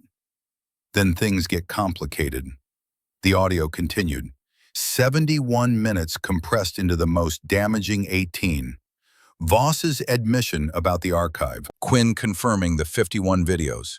Ashford's attempted warnings. Bowman's physical intimidation. And finally, the words that would define the entire case. We've been doing this 4 years. 27 women have come through this room. Some learned their lesson, some didn't. You're just number 28. When the recording ended, several people in the gallery were crying. One reporter had her hand over her mouth. The judge's expression had gone from neutral to something colder, harder. Captain Reeves turned back to Reese. What happened after you left Building 7? I returned to my quarters and contacted Agent Mitchell. NCIS executed warrants within hours. They seized digital devices, interviewed witnesses, and arrested the 4 primary conspirators by 0800 the following morning. And the archive Sergeant Major Voss mentioned, was it real? Yes, ma'am. 51 videos, 27 victims, multiple incidents for some victims, all documented and organized by name, rank, and date, all stored on devices seized during the warrant execution. The defense attorney stood. Objection. The witness is characterizing the individuals in those videos as victims without establishing. Overruled. Judge Harmon's voice was cold. The court has reviewed the videos in camera. The characterization is appropriate. Sit down, counselor. He sat. Captain Reeves continued. Lieutenant Callahan, you're a Navy SEAL. You've completed some of the most demanding training in the military. You've survived combat situations that would break most people. Why didn't you simply fight back when Sergeant Major Voss assaulted you? Because fighting back wouldn't have stopped the system, ma'am. It would have stopped one incident. I needed to expose the entire operation. That required documentation, not confrontation. Even though you were in danger? I assessed the risk and determined that gathering evidence was worth it. These men were predators, but they were also cowards. They wanted compliance, not combat. As long as I didn't give them what they wanted, I controlled the situation. And if you'd been wrong, if they'd escalated beyond what you could control, Reese's voice didn't waver. Then I would have defended myself, and we'd have less evidence. But I knew Agent Mitchell was monitoring. I knew Colonel Garrison had a response team staged. I knew backup was minutes away. The risk was calculated, ma'am, not reckless. Captain Reeves nodded and turned to the judge. No further questions, Your Honor. The defense attorney approached for cross-examination. He was younger than Reese expected, probably early 30s. Fresh from law school with the kind of confidence that came from never having lost badly enough to learn humility. Lieutenant Callahan, you testified that you suspected a setup from the beginning, correct? Correct. So you deliberately walked into what you believe was a dangerous situation. I walked into a situation I believed I could control while gathering evidence of criminal activity, yes. That's rather arrogant, don't you think? Assuming you could control 4 people in an isolated room? I didn't assume, counselor. I planned. There's a difference. But you admit you provoked my client by refusing to cooperate with his training instructions. Reese kept her voice level. I refused to be coerced on camera. That's not provocation. That's self-defense. My client was conducting a stress test, a legitimate training scenario designed to evaluate your ability to handle. Your client was continuing a 4-year pattern of sexual harassment and assault disguised as training. The audio recording makes that abundantly clear. The attorney's face reddened. You can't possibly know his intent. He stated his intent on the recording multiple times. He threatened me. He admitted to prior incidents involving 27 women over 4 years. He confirmed the existence of an archive containing 51 videos. Those aren't training protocols, counselor. Those are crimes. But you went in there knowing what you'd find. You wanted this confrontation. I went in there hoping to document criminal behavior so other women wouldn't have to endure what the previous 27 victims endured. If that makes me confrontational, I'll accept that characterization. The attorney tried a different angle. Isn't it true that you have a history of conflict with male personnel? Captain Reeves shot to her feet. Objection. Relevance. I'm establishing a pattern of behavior that suggests the witness may have misinterpreted. Overruled temporarily, Judge Harmon said. But tread carefully, counselor. Get to your point quickly. The attorney turned back to Reese. During your SEAL training, weren't you involved in multiple incidents with instructors? I was subjected to the same training as every other SEAL candidate. Some instructors didn't believe women should be there. I proved them wrong by meeting every standard. But you filed complaints. I filed one complaint when an instructor told me I should quit because women don't belong in combat. That complaint was upheld because it violated Navy policy regarding gender discrimination. So you have a history of using official channels to punish men who challenge you? Reese's voice went cold. I have a history of holding people accountable when they violate regulations. That's not punishment, counselor. That's integrity. The attorney realized he was losing ground. No further questions. Captain Reeves stood for redirect. Lieutenant Callahan, the defense characterized your actions as confrontational. Do you believe confrontation is necessary to address sexual harassment in the military? I believe documentation is necessary. Confrontation is often unavoidable because abusers rarely stop when asked nicely. But the goal isn't confrontation, ma'am. It's accountability. And in your opinion, did the system at Fort Braxton fail these 27 women? Absolutely. The system failed them the first time someone reported and nothing happened. It failed them every time a superior saw warning signs and looked away. It failed them when the culture normalized abuse and punished victims for speaking up. Reese paused. My actions didn't create the confrontation. I just made sure it was documented. Captain Reeves sat down. No further questions, Your Honor. Judge Harmon looked at Reese. You're excused, Lieutenant. Thank you for your testimony. Reese stepped down and returned to her seat. As she passed Voss, he muttered something under his breath. She didn't react. He was already finished. The audio had destroyed any defense he might have mounted. The next witness was Holden Quinn. He'd taken a plea deal in exchange for testimony. He looked like he'd aged 10 years in 5 weeks. His hands shook as he was sworn in. Captain Reeves approached him carefully. Specialist Quinn, can you tell the court about the archive you maintained? Quinn's voice was barely audible. It was videos of women in Building 7, different scenarios, all recorded, all stored. How many videos? 51 files, 27 different women, some had multiple incidents. A gasp went through the gallery. The number had been reported, but hearing it stated under oath in federal court made it real in a different way. And who instructed you to record these videos? Sergeant Major Voss. He said it was insurance. In case anyone reported, we'd have proof they were willing participants, that they wanted it, that any complaints were just regret or embarrassment after the fact. But they weren't willing, were they? Quinn shook his head, his eyes down. No, ma'am, they were coerced, threatened. Some were told it was mandatory training. Others were told their careers would end if they didn't cooperate. Some were told no one would believe them if they reported. And you knew this? Yes, ma'am. Why did you continue? Because I was scared. Voss said if I stopped, he'd turn the videos over to investigators and claim I was running the operation. He said no one would believe me over a sergeant major. He said I'd go to prison while he walked away. Quinn's voice cracked.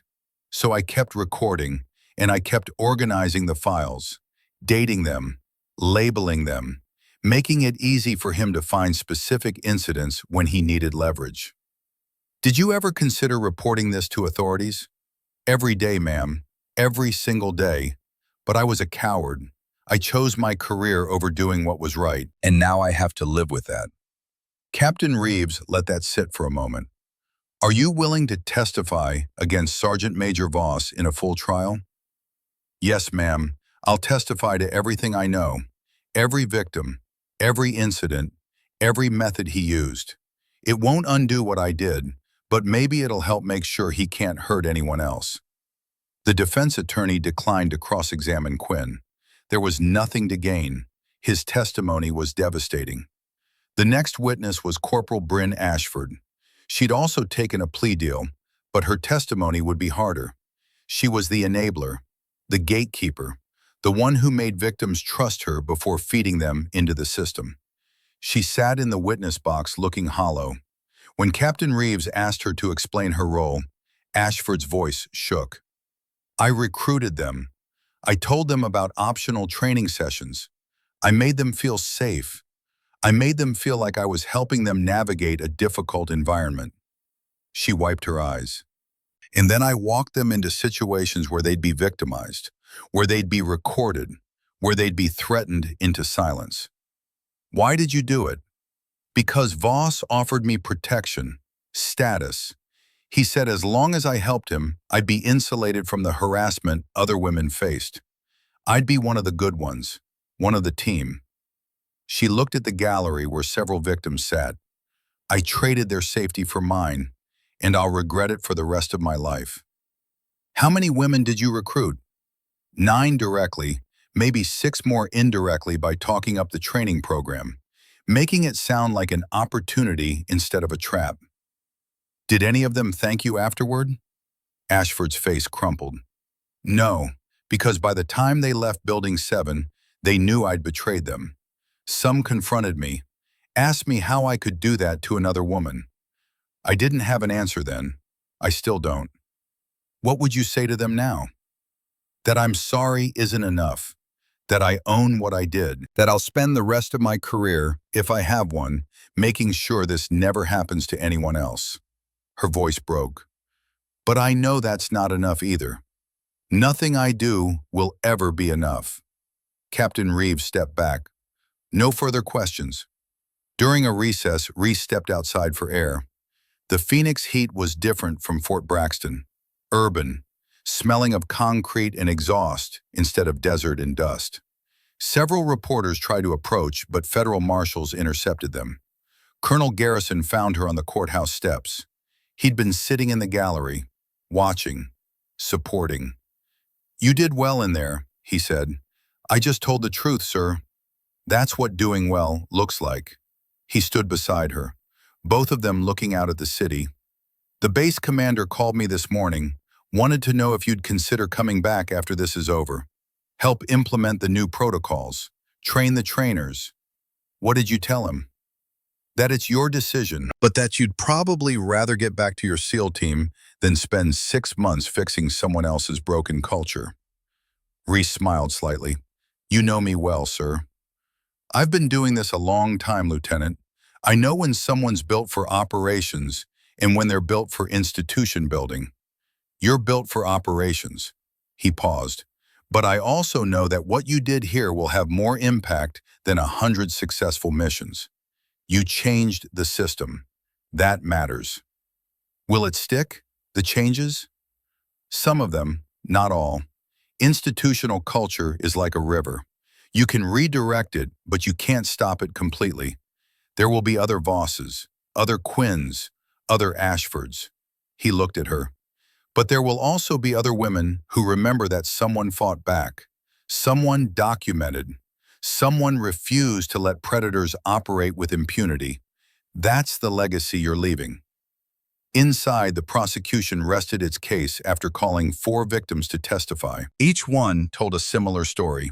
Ashford recruiting them, Building 7, Voss's threats, Quinn filming, the aftermath of shame and fear, and wondering if reporting would make everything worse. Private Ivy Brennan was the most powerful, 22 years old, fresh-faced in a way that made the brutality of what happened to her even more stark. "I was going to kill myself," she said quietly. "No drama, just fact. I had the pills. I had written the note. I was done." She looked at Reese.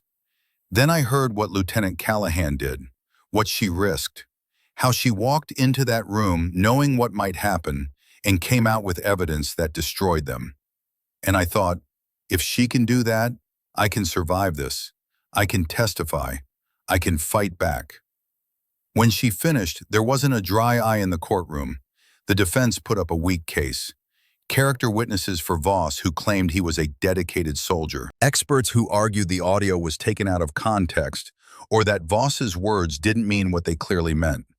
None of it landed.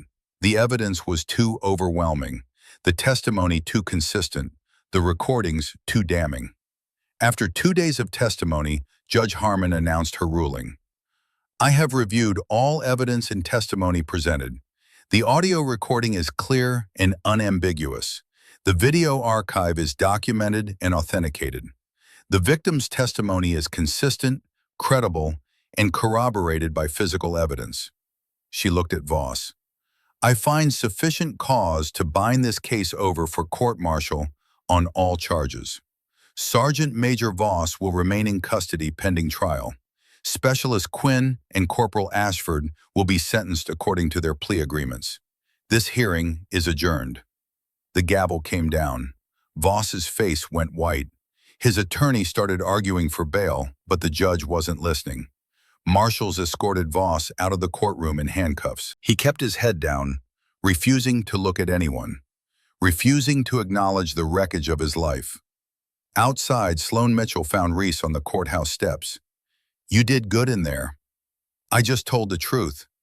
That's what doing good looks like." She handed Reese a folder. "Your reassignment orders came through. 3 options: recruiting command, policy development, or back to your SEAL team." Reese opened the folder and scanned the options.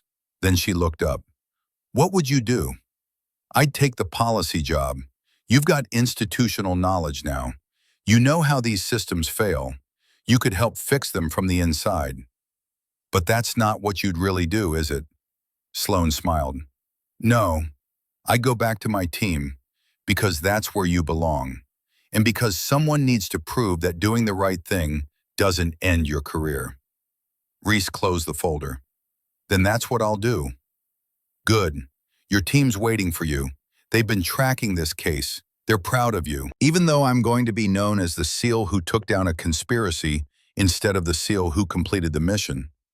You did complete the mission, just not the one you were assigned, the one you chose. Sloan squeezed her shoulder. Go home, Reese. You've earned it. 8 months after the preliminary hearing, the court-martial concluded. Voss was convicted on 32 counts. The sentence came down on a cold morning in November with snow falling outside Fort Leavenworth. 27 years in military prison, dishonorable discharge, forfeiture of all pay and benefits, lifetime registration as a violent offender. Bowman got 14 years, Quinn got 8, Ashford got 5 with credit for cooperation and time served. The judge was Brigadier General Maxwell Harding, 67 years old. He'd seen combat in the First Gulf War. He'd seen corruption. He'd seen the military at its best and worst. I have served for 45 years, he said before pronouncing sentence. I have witnessed war. I have seen soldiers perform acts of extraordinary courage and extraordinary cruelty. But the enemy we face today is more insidious than any foreign adversary. It's the enemy within. The predators who wear our uniform and weaponize our institutions against those they're sworn to protect. He looked at Voss. You dishonored everything this uniform represents. You betrayed your fellow soldiers. You violated the trust placed in you, and you did it systematically, methodically, over 4 years, leaving a trail of broken lives and shattered careers. He looked at the gallery where 15 victims sat. But because of the courage of these women, and because of the extraordinary actions of Lieutenant Callahan, your operation has been destroyed. Your methods have been exposed, and your legacy will be this. You thought you could break them. Instead, they broke you. 6 months after sentencing, Reese was promoted to captain and received the Navy Cross. The citation read in part, for extraordinary heroism in gathering evidence of systemic criminal behavior while under direct threat of assault, demonstrating exceptional courage, tactical planning, and unwavering commitment to justice. The ceremony was at Naval Special Warfare Command in Coronado. Her SEAL team was there. Colonel Garrison flew in from his ranch in Oklahoma. Sloan Mitchell drove up from San Diego. And standing in the back, wearing civilian clothes, were 12 women from Fort Braxton. Survivors, witnesses, warriors in their own right. After the ceremony, Garrison pulled Reese aside. I'm retiring next month. 41 years is enough. You've earned it, sir. Maybe, but I wanted you to know something before I go. He pulled out the dog tag recorder, the one Reese had worn into Building 7. It was mounted now in a small display case with a plaque. I'm donating this to the NCIS Training Academy. It's going to be part of their curriculum on evidence gathering in hostile environments. Your operation is going to be a case study. Reese looked at the dog tag. So small, so unassuming, so powerful. What do you want me to tell them? She asked. The new investigators? Tell them that courage isn't the absence of fear. It's the refusal to let fear make your decisions. Tell them that justice requires evidence, not just good intentions. And tell them that one person, properly prepared and properly supported, can dismantle systems that have existed for years. He handed her the case. This is your legacy, Captain. Not just what you survived, what you prevented. 3 years after Building 7, Reese was Director of SEER Training and Ethics at Naval Special Warfare Command. The program she built trained 200 candidates annually. 43% were women. The culture had changed. Not completely, not perfectly, but measurably. Camera coverage was mandatory and independently monitored. Oversight committees had real authority. Reporting mechanisms were anonymous and protected. And most importantly, predators knew they were being watched. 147 similar cases had been investigated across all military branches in the 3 years since Voss's conviction. Not all resulted in convictions, but all resulted in investigations. All resulted in victims being heard. The dam had broken. The silence was over. Reese was invited to speak at West Point. 800 cadets, future officers, future leaders. She stood on that stage and told them about Building 7, about walking into darkness with nothing but a recording device and the knowledge that someone believed in her. I walked into that room knowing I might be assaulted, might be humiliated, might have my career destroyed, she said.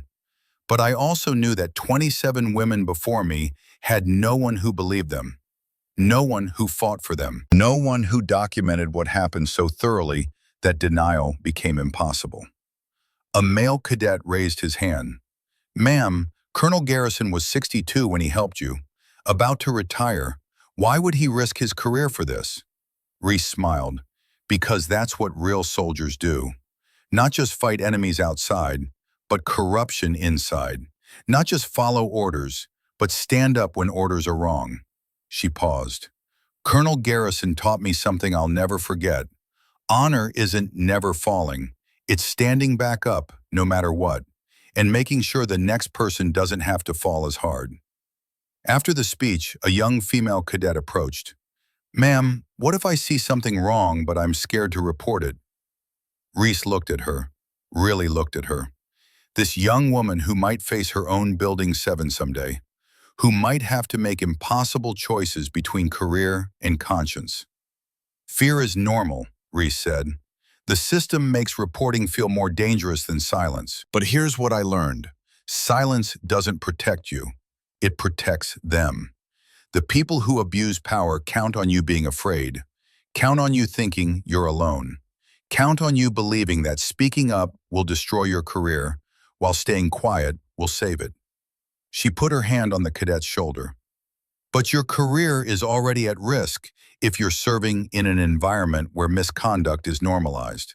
So you have a choice. Accept it and hope you survive. Or document it, report it, and make sure the next person doesn't have to make the same choice. What if the system doesn't back me up? Then you make noise until it does. You find allies, you gather evidence, you build a case they can't ignore. You refuse to let them make you the problem when the system is broken." Reese's voice strengthened. "That's not idealism, that's survival. Because the only way to serve honorably is to demand honor from the institution." 10 years after Building 7, Reese Callahan stood in her Pentagon office as Lieutenant Colonel and Deputy Commander of Joint Special Operations Command. 38 years old, 20 years of service, more missions than she could count, more lives saved than she'd ever know. On her wall hung a photograph of Colonel Garrison. He died 2 years earlier at 74. Heart attack on his ranch in Oklahoma. Peaceful, surrounded by family. The funeral had been packed with soldiers he'd trained and lives he'd changed. Next to his photograph was the dog tag recorder in its display case. A reminder, a legacy, a promise that predators would be hunted just as relentlessly as terrorists. Her computer chimed. New email from Commander Ivy Brennan, the girl who'd been 22 and broken 10 years ago, now 32 and commanding SEAL Team 5. "Ma'am, just completed operation in Syria. 8 hostages rescued, 0 casualties. Been thinking about 10 years ago, about Building 7. About how you saved me when I couldn't save myself. Now I'm saving others. That's the legacy you created. Not just catching predators, creating warriors who refuse to let others suffer alone. Thank you for showing us the way. Respectfully, Ivy." Reese read the email 3 times. Then she stood and walked to her window, looked out at the Potomac River. At Arlington Cemetery in the distance where Colonel Garrison was buried, under a simple headstone that read, "Everett Garrison, Delta Force," he stood up. Her phone buzzed. Text from Sloan Mitchell, now Deputy Director of NCIS. "New case, Fort Hood. Similar pattern. Need your advice. Coffee tomorrow? Reese typed back. Always. And Sloan? We're going to bury them too. She put the phone down and looked back at Garrison's photograph, at the dog tag recorder, at the symbols of a fight that never really ended. Someone knocked on her door. A young female lieutenant, fresh from Annapolis, assistant to JSOC as an intelligence analyst. 24 years old with fear in her eyes that Reese recognized immediately. Ma'am, sorry to interrupt, but I have a question. About reporting, about... She trailed off, nervous. Reese gestured to a chair. Come in, close the door, tell me what's happening. The lieutenant sat, took a breath. There's a captain in my unit, started 3 weeks ago. At first I thought I was imagining it, comments, looks. But then I found out 2 other women transferred out suddenly last year. Same unit, same complaints that went nowhere. Reese's pen moved across the notebook. Names, dates, patterns. The same patterns that had existed at Fort Braxton. The same patterns that would exist at the next base, and the next until people like her stopped them. You did the right thing coming here, Reese said. We're going to document everything. Build a case so tight they can't wiggle out. And you're not doing this alone. Not anymore. The lieutenant's eyes filled with tears. Thank you, ma'am. After she left, Reese stood at her window one last time. The sun had set completely now. Washington glowed with artificial light. Millions of people going about their lives, unaware that in offices like this, warriors were fighting invisible wars. Her phone buzzed. Sloan again. Fort Hood case just escalated. 3 more victims came forward. We need you there next week. You in? Reese looked at Garrison's photograph, at the dog tag recorder, at the symbols of a war that would never end because predators would never stop hunting. But neither would warriors like her. She typed back, I'm in. Let's bury them. She picked up her coat and walked toward the door. Outside, another fight waited, another predator, another chance to prove that justice wasn't just a word on a wall. It was a promise. And Reese Callahan kept her promises. The work never ended, but neither did the warriors. And that made all the difference. She looked back at Garrison's photograph one more time. We're still fighting, sir, just like you taught us, and we're winning. Outside her window, the sun had set over Washington. Another day done, another battle fought, another step toward a military where honor meant something and predators had nowhere to hide. The predator protocol had worked, and it would keep working, because warriors like Reese Callahan refused to let it fail. That was the legacy, that was the promise, that was justice.